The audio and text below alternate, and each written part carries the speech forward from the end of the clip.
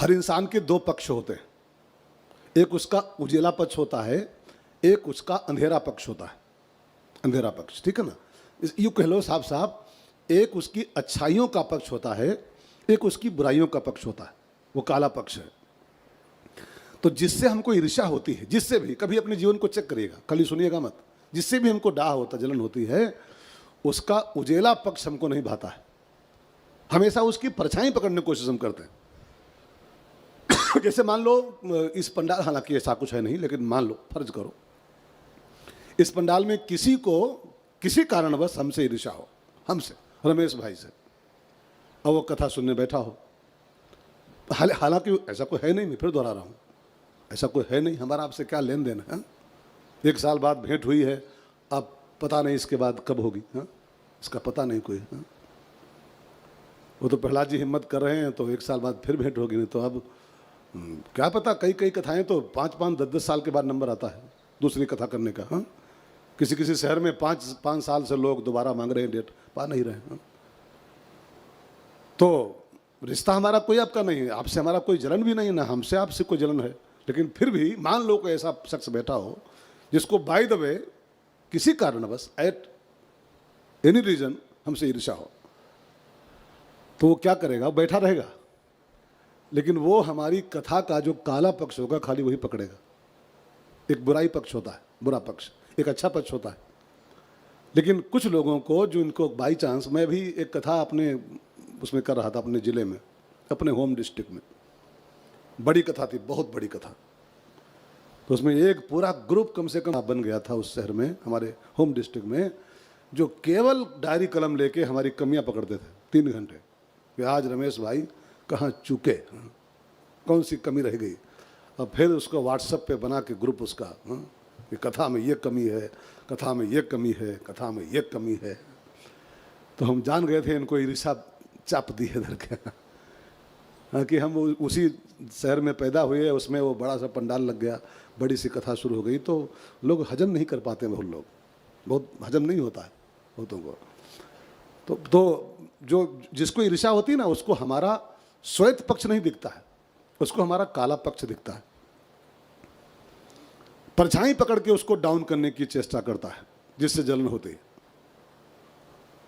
ईर्ष्यालु आदमी कभी अच्छाई पकड़ता ही नहीं, बुराई खाली पकड़ता है। एक छोटा सा मैं आपको प्रसंग सुनाऊं, 2 मिनट ध्यान देना। एक गांव में एक बुजुर्ग था, और उसने एक दिन अपने गांव वालों के मानसिक टेस्ट के लिए काम किया कि देखें इनमें ईर्ष्या है कि नहीं, इनका भाव कैसा है। तो उसने क्या किया मालूम बहनों भाइयों, उसने अपने कमरे में दीवार पर एक पर्दा बांधा, सफ़ेद पर्दा, व्हाइट कलर का एकदम बुरा कपड़ा, और उस कपड़े में 10 बाई 10 का कपड़ा था वो, और उसमें एक मार्कर, काली मार्कर पेन से एक छोटा सा पॉइंट लगा दिया, काला काला, बीच कपड़े में।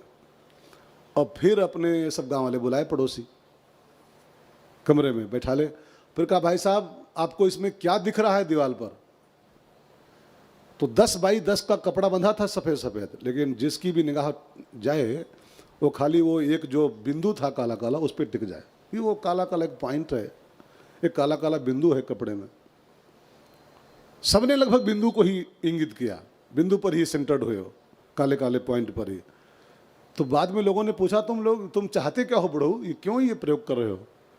कहा मैं देखना चाहता हूं आपकी मानसिकता को, कि 10 बाई 10 का इतना बड़ा सफ़ेद कपड़ा लगा है, तुमको वो सफ़ेद कपड़ा नहीं दिख रहा है, एक छोटा सा 1 मिलीमीटर का थोड़ा सा काला दाग लगा है, उसको देख लिए तुम, उसको देख लिए। ये ईर्ष्या की पहचान होती है। ईर्ष्यालु जो होते हैं ना, वो उनको हमारी सफ़ेदी नहीं दिखाई पड़ती, जो निर्मा से आई है ना, उनको खाली दिखाई पड़ता है कि कहाँ कमी इसकी है, कहाँ कमी। एक शेर सुनो, बढ़िया शेर, बहुत फर्स्ट क्लास वाले। बुराइयां भी हैं मुझ में, अच्छाइयां भी हैं। ध्यान देकर सुनिएगा, बहुत अच्छा शेर है, सब पर लागू होता है। बुराइयां भी हैं मुझ में, अच्छाइयां भी हैं। ढूंढने वाले तू सोच, तुझे क्या देखना है मुझ में। ढूंढने वाले तू सोच कि तुझे क्या देखना है मुझ में। अच्छाइयाँ भी हैं मुझ में, बुराइयाँ भी हैं मुझ में, लेकिन देखने वाले तू सोच, तुझे मुझ में क्या देखना है। अच्छाई देखनी है कि बुराई देखनी है? हर इंसान में कुछ सफ़ेदी होती है, कुछ कालापन होता है, लेकिन ईर्ष्यालु आदमी को सफ़ेदी नहीं, वो बस परछाई पकड़ता है। गाई छाह सकी सोना उड़ाई, गाई छाह सकी सोना उड़ाई, यही विधि सदा गगन चर खाई, यही विधि सदा गगन चर खाई। सोई छल हनु मान काह कीन्हा, सोई छल हनु मान काह कीन्हा, तासु कपट कपि तुरत चीन्हा, तासु कपट कपि तुरत चीन्हा।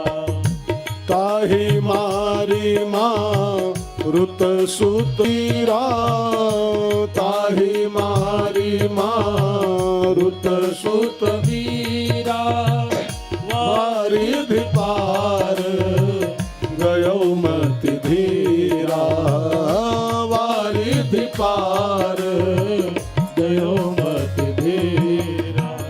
अपने भीतर झांकते हुए इस बीमारी को रोज तलाशो। अगर बैठी अंदर है, जिंदा है, तो फिर आप अभी पार होने के पात्र नहीं हो। वारिध पार होने की पात्रता तब आती है जब ताह मार, इस ईर्ष्या को मारना पड़ता है, जलन को मारना पड़ता है। और एक बात कहूं भाई बहनों, इसमें कोई लाभ नहीं है। काम की बुराई भले लोग करते हैं, शास्त्रों में भी लिखी है कि काम बहुत बुरा आइटम है, क्रोध बड़ी बुरी चीज है, लोभ भी बड़ा बुरा है। लेकिन एक संत बोल रहे थे कि काम क्रोध लोभ की निंदा भले है ग्रंथों में, लेकिन ये तब भी कुछ काम के आइटम है। काम की लाख बुराई करो, लेकिन काम भी कुछ काम का है। जिंदगी में काम ना होता तो संतान कैसे होती, बच्चे कैसे होते। बुराई की बात है तो बुराई तो है ही है उसकी शास्त्रों में, लेकिन वो उसमें कुछ अच्छाई भी, कुछ काम का भी है। काम ना होता तो फिर इंसान कुछ काम ही नहीं करता। क्रोध की लाख बुराई की जाए शास्त्रों में, लेकिन क्रोध भी कुछ काम का आइटम है। गुस्सा बिल्कुल ना हो तो आदमी कैसा हो, आदमी कैसा। जिसको बिल्कुल गुस्सा ना तो हो कि वो आदमी है, वो तो फिर पता नहीं क्या हो गया हो, बाबा हो गया हो, तो बाबा हो गया। उसको बिल्कुल गुस्सा नहीं आता। गुस्सा भी कभी कभी आना चाहिए, गुस्सा भी काम का आइटम। एक कोई लड़का हो किसी पापा का और रात को 11 बजे घूम के घर आता हो और पापा ठीक, हाँ ठीक बेटा, मेरे बोलू, मेरे गोलू, हाँ सो जाओ बेटा, खाना खा लो, सो जाओ। जहाँ लोग गोलू बहुत जल्दी जेल मिलने वाले हैं, बहुत जल्दी। हाँ अब बेटा रात को 10 बजे आया है, 11 बजे घूम के आया है, पापा इतना तो गुस्सा रखे अपने अंदर। कहाँ था, घड़ी देख रहा 11 बजे, कहाँ था तू। इतना तो गुस्सा नहीं करोगे तो आपका परिवार सब पतन हो जाएगा, परिवार का पूरे। हाँ लाख बुराई गुस्से की करो, लेकिन गुस्सा भी काम का आइटम है। गुस्सा थोड़ा बहुत करना चाहिए, हाँ है ना अनिल भैया। थोड़ा बहुत तो नहीं करोगे तो आपके सब बच्चे आवारा हो जाएंगे, सब बच्चे लफंगे हो जाएंगे। लोभ की लाख बुराई की जाए शास्त्रों में, लोभ नरक का रास्ता है, लोभ नरक, लेकिन लोभ भी जिंदगी में कुछ आवश्यक है। नहीं होगा तो आप बिल्कुल निष्क्रिय हो जाओगे। कुछ पाने की इच्छा ना हो तो कोई काम नहीं करोगे आप। तो दुकानें बंद हो जाएंगी, फैक्ट्री बंद हो जाएंगी, सारी नौकरियां छूट जाएंगी, इस्तीफा देंगे लोग, मास्टर साहब लोग, क्योंकि जब कुछ चाहिए नहीं तो क्या नौकरी करना। हाँ कुछ चाहिए नहीं हमको, हटाओ, इस्तीफा दे आओ, छुट्टी करो, फिर इस्तीफा देंगे फौरन। लोभ चाहिए, महीने मिलता है 70,000, उसके चक्कर में इंसान तो दौड़ता है, दे दनादन, दे दनादन। आदमी काम करता है क्यों, क्योंकि लोभ है इसीलिए करता है। लोभ ना हो तो आदमी निष्क्रिय हो जाएगा। खुला खुला सूत्र है। लाख बुराई इन तीनों की है, लेकिन तब भी ये काम के हैं। लोभ न होता तो हम यहाँ ये पचौरम का मरने आते क्या, यहाँ क्या करने आते हैं। हाँ लोभ न होती तबला बजाएंगे, हारमोनियम बजाएंगे लोग। हाँ? ये सब बैठ जाएंगे घर पे, यार हमको कुछ चाहिए नहीं, क्या करना हमको, खाली बोली वहाँ पचौरा में। हाँ? हमको भी कुछ लोभ है, तभी तो हम दौड़ दौड़ घूम रहे हैं बिल्कुल। अब हम बोलेंगे नहीं आगे। अगर बिल्कुल उम्मीद ना होती कि मास्टर साहब खाली विदा करेंगे हमको खाली हाथ, तो हम कह देते हैं मास्टर साहब हमको चिकनगुनिया हो गया, हम नहीं आ पा रहे हैं, जाओ। हम नहीं आ पा रहे हैं, हमको टाइफाइड हो गया। कुछ लालच ही तो लेके आया है कि कुछ मिलेगा लिफाफे में लास्ट डे हमको। ये अन्यथा मत लीजिएगा, ये मजाक नहीं कर रहा हूँ। लोभ न हो तो इंसान कुछ काम ही नहीं करेगा, कुछ नहीं करेगा वो। लेकिन मुझे पूछना आपसे ये है कि ईर्ष्या से कौन सा फायदा होता है। काम से फायदा है, संतान होती है। क्रोध से फायदा है, परिवार ठीक रहता है। लोभ से फायदा है, हम कुछ एक्टिव रहते हैं। लेकिन ईर्ष्या, दूसरों की तरक्की को देख के जलने से एक फायदा गिनाओ कोई, एक फायदा बताओ, कोई भी एक फायदा कि ईर्ष्या से ये फायदा होता हमको, सिवाय नुकसान के इसमें कुछ नहीं है, सिवाय नुकसान के। इसलिए इस बीमारी को बिल्कुल ज्यों दिखाई पड़े जीवन में तुरंत साफ कर दो, और नहीं तो फिर पार होने से चूक जाओगे। इसको मार के ही पार हो पाओगे। ताहि मारी मारुत सुत वीरा।